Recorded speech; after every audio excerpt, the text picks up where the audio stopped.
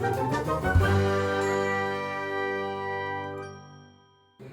guys, welcome back to my channel.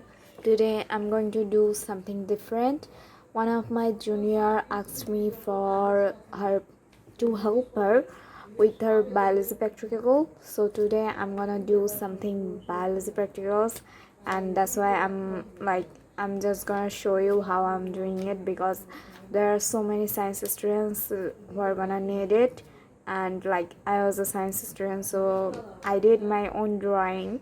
But people who don't know how to draw, they will feel pressure, and if I show it, maybe it will help them.